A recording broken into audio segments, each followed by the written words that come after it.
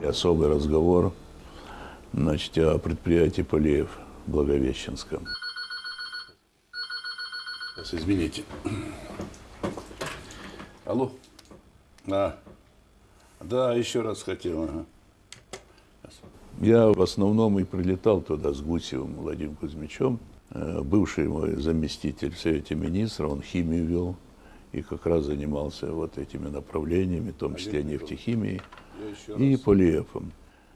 Мы еще, когда работали в правительстве, в то время состоялись переговоры в Великобритании с Тэтчер. Они дали нам связанный кредит, то есть они сказали, мы вам даем вот 500 миллиарда, значит, денег, но вы на эти деньги купите у нас оборудование.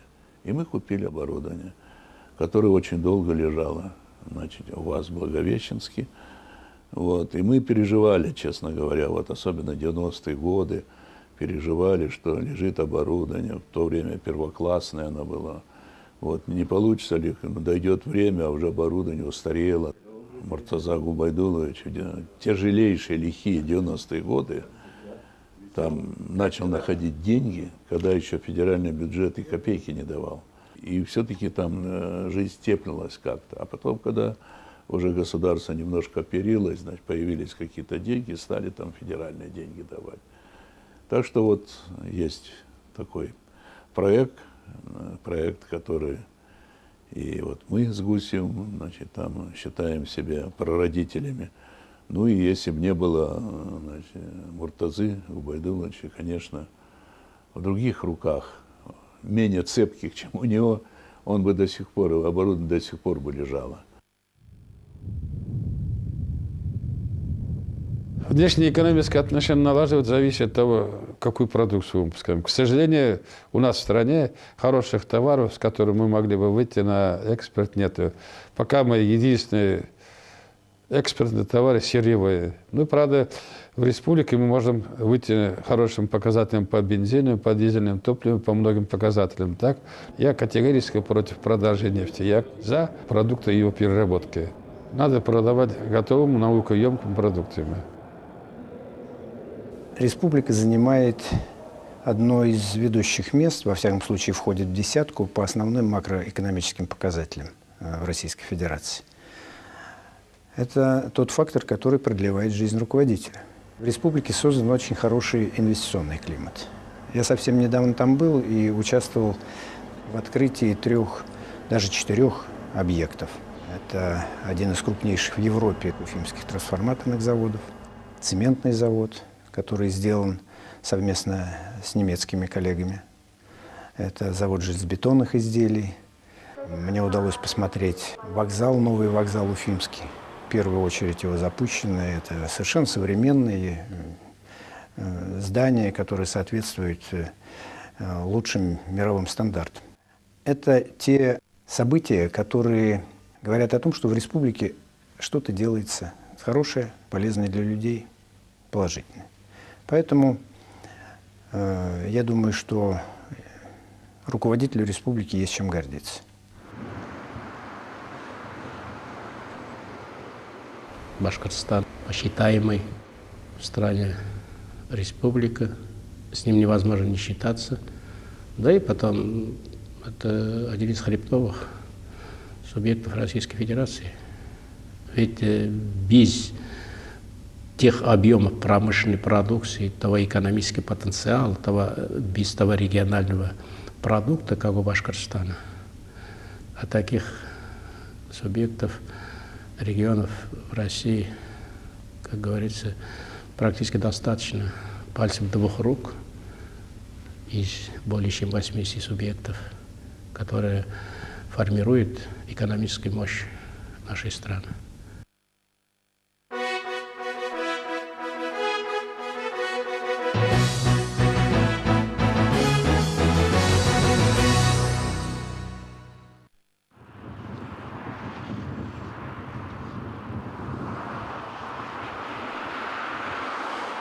Башкирия славилась всегда миром, спокойствием, сотрудничеством людей разных национальностей, такой, знаете, национальной и религиозной терпимостью И, безусловно, этого не было бы, если бы глава республики, руководитель такого крупного региона не понимал значения и важность такого толерантного отношения разных людей. И мне кажется, что его мудрость, деликатность и его внутренняя культура тоже такая многонациональная, позволили создать такую атмосферу в республике. Земля Башкортостана добрая, очень красивая. И моя мама из Калтасинского района, она родилась в большом селе Каледино. Очень восхищалась всегда природой, обстановкой, той, я бы сказал, той атмосферой человеческого взаимодействия, которая сложилась в этом селе, в котором такая палитра национальностей была, и никогда не было никаких конфликтов. И вот это всегда все притягивало мою маму и восхищало до самых последних дней жизни. Да вообще, я думаю, что в Башкортостане это главный принцип многонационального государства, который должен соблюдаться и должен поддерживаться властью. Да. Любое время.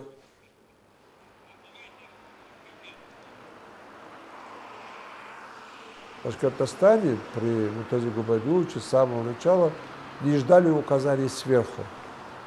Они сами выстраивали тот мир межнациональный.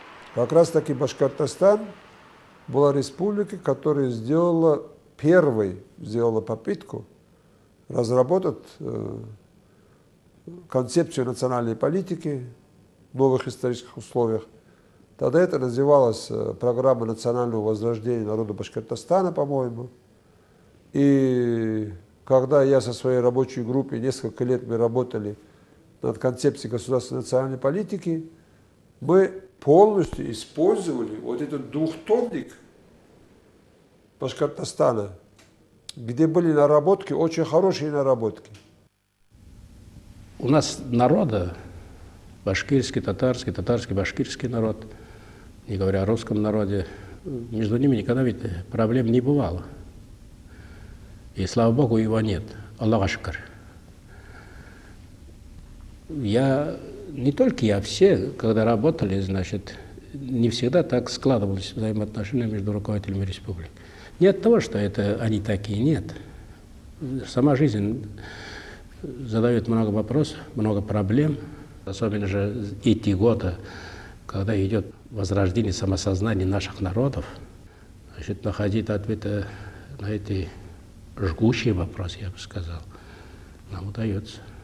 Это о многом говорит. Нельзя же сегодня все ломать, все менять. Тем более республика проживает более 100 национальностей. Мы же не зря и преподавание ведем на 14 языках. Сейчас вот, например, хотят сократить национальный компонент. Это неправильно. Дети должны знать, языка нет, народа нет. Мы этот вопрос ставим жестко. Что бы там федеральные органы не приняли, мы все равно задача, которую ставим перед национальным образованием, должны выполнять. Дети должны знать язык матери. Что касается русского языка, это государственный язык, его обязаны все знать. Здесь вопросов не должно быть. Многонациональность – это, наоборот, богатство. Я была на праздновании 450-летия вхождения Башкортостана в состав России. Мне очень нравится Уфа. Это замечательный, очень красивый город. Но я не была в Башкирии, может быть, года 4. Я не узнала Уфу. Вот даже за этот короткий промежуток времени, как она изменилась, какие дороги, какое благоустройство, внешний облик города. Меня это очень порадовало. Вот результаты труда, они налицо. А это действительно историческое имеет большое значение, 450-летие добровольного вхождения.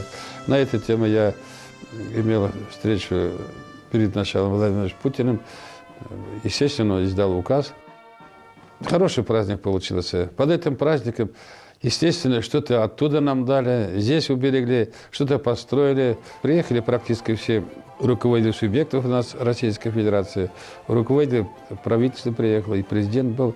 Так что праздник хороший, как-то сплотило, показали, что мы в едином нормальном государстве. Как готовилась республика и какое значение придавал федеральный центр празднованию 450-летия соединения Башкортостана к Российской Федерации, это все познается в сравнении, я вам скажу. И мы тоже знаем, как это достигается. Ведь такие юбилеи проходили и после юбилея Башкортостана в России. Такого масштаба, такого резонанса и внутри страны, и за ее пределами больше не было, я вам должен сказать. Это не только большие дела, это великие дела, это исторические события. А для того, чтобы так суметь подготовиться и их провести, без авторитета руководителя республики, без его личного авторитета, это было бы не то что невозможно, это было бы немыслимо. У него колоссальнейший опыт. Я видел его часто среди народа, я видел его на производстве, я видел его, когда он встречался с аграриями, и видел, с каким уважением к нему народ относился. Они слушали его, они слышали его и слушали его. Если условия жизни нормальные, много ли народу надо, что зарплата была, пенсия нормальная была, все было в магазине, конечно, они и к власти нормально относятся. А так у нас ведь некоторые, как начальник встанут, так у него походка меняется. Ведь смотри, он шагает-то совсем по-другому, разговаривает. Такого не должно быть. Либо вам дай Бог здоровья всем, для наших детей, для внуков, для правнуков. Делали все. Сегодня самая проблема – это пенсия. Люди получают пенсию маленькую. Вот когда смотришь за границу, сколько получают. Ведь когда за границу едешь, ведь кто туристы? Пенсионеры туристы. Я считаю, государство неправильно поступает по налогообложению. Плоская шкала, так не должно быть, 13%. И богатые 13%, и бедные 13%, так? Раз богатые, за границей до 52% налоги. У них более справедливый подход. У нас абсолютно неправильный подход.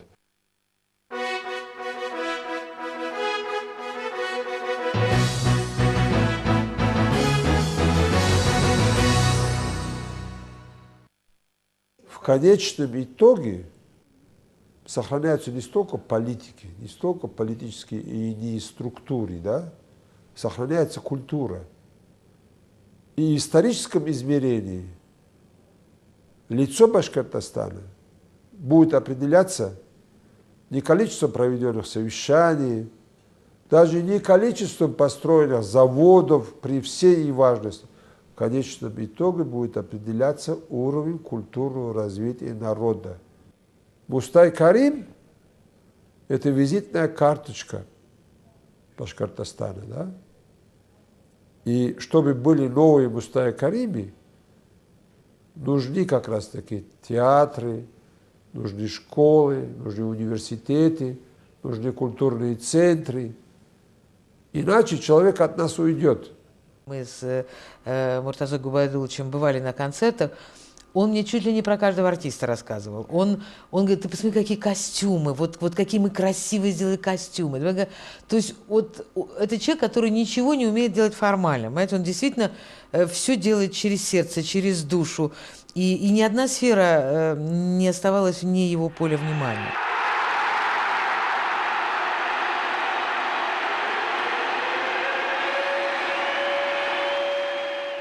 А что касается спортивного сооружения, должно быть в каждом селе. Вот где мы школу вводим, обязательно спортивный зал. Дети должны заниматься. Это и здоровые ребята растут, потом люди общаются, встречаются. Там. Мы эту тенденцию будем продолжать и строить. Не тот руководитель, который ходит, не чуя под собой, значит, земли, он реальный приземленный руководитель, который ни себе покоя не дает, и другим тоже не дает. Я дозвонился в его машину, уже он носится по Башкортостану, как угорелый во всех районах. И практически его застать в кабинете сложно. И Я когда несколько раз гостил у него, он чуть ли не 7 утра уже сидит в кабинете, там начинает работать.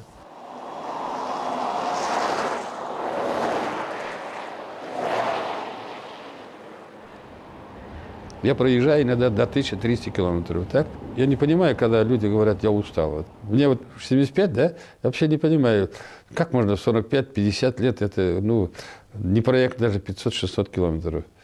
Значит, над собой не следят. Так что, ну, гены, может быть, заложены такие. Мы же селяне.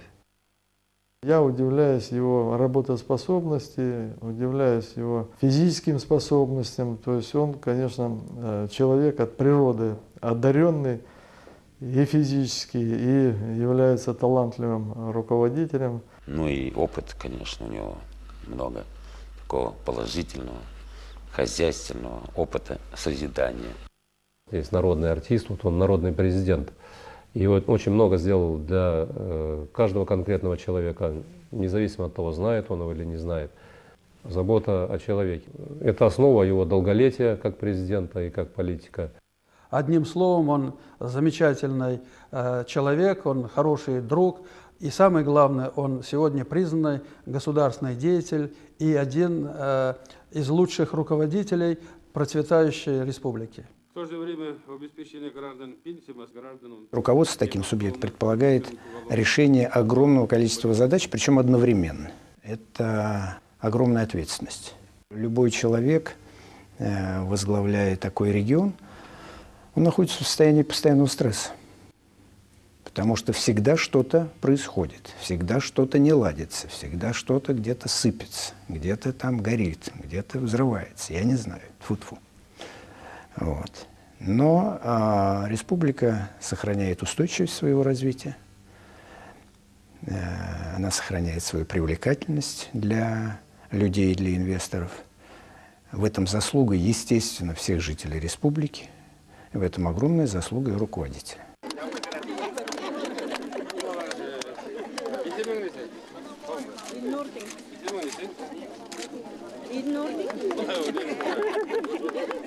Надо быть простым, проще. Мы все живые люди, мы все от земли. Люди же видят все равно, кто как живет, как руководит. Я хочу остаться обычным, простым гражданином Башкортостана. Не все любят, может быть, Муртазу Губайдуловича, да? Но всеобщей любви добиться очень трудно. Но самое главное, то, что он сохранил себя, то, что он сохранил республику. Рабочее мужество открыто говорит в глаза то, что он думает, он сохранил, несмотря на все годы, на все трудности, на все испытания, которым он подвергался. Башкортостан, Рахимов – это очень важные категории современного российского общества. Башкортостан, Рахимов – это очень знаковые явления современного российского общества. И важно сохранить то, что сделано, и идти смело дальше, слушая друзей и свергая врагов. И Муртаза Габудулович, если когда-то уйдет, то когда что-нибудь плохо будет, все будут вспоминать о нем. Потому что когда все думают, что быть президентом легко. Потому что никто не понимает, сколько энергии тратит руководитель на то, чтобы вот эту всю невидимую стабильность сохранить. Быть президентом – это золотая клетка, это тюрьма с золотыми решетками. Это сам себе не принадлежишь. Не было еще в истории случая, хотя в Башкортостане и в Татарстане руководители работали долго и довольно-таки стабильно, и до нас с Муртазой Губайдуловичем. Но еще не было, чтобы 2 десятилетия, по сути дела, в Башкортостане и в Татарстане 2 первых руководителя одновременно в один период времени руководили мы этими прекрасными республиками. Такого еще не было. По-всякому к нам можно отнестись. Но есть итог, есть сегодняшний день, есть с чем сравнивать. Поэтому я думаю, что все, что он делает, это дела большие, такие, как он сам. Я вижу, он полон энергии, такой же, какой он был раньше, поэтому пусть он надолго сохранится, значит, и физически, и морально, и, значит, ну, вот все, что ему Бог, как говорят, дал, чтобы все это осталось за ним. Если я не ошибаюсь, у башкирского народа есть такая поговорка: не суди по силе рук, а суди по силе сердца. Вот мне кажется, это о Муртазе Губайдуловиче поговорка, да? Он, при том, что он очень сильный человек, волевой человек, решительный человек, вот у него еще сильное сердце. А Муртаза Губайдулович давно понял, то, что связано с селом, то, что связано с производством, то, что связано с положением, жизнью и проблемами человека, для него это главное. Я хочу ему пожелать, чтобы это главное, чем он занимался и что является основой его успеха, человека здорового образа жизни, человека устремленного всегда в работу и связанного с такой активной, деятельной позиции, чтобы это никогда не уходило от Муртазы. Он глубоко неравнодушный человек, и он еще много сделает для развития Башкортостана и многое сделает для того, чтобы Россия превратилась в крепкое, сильное государство.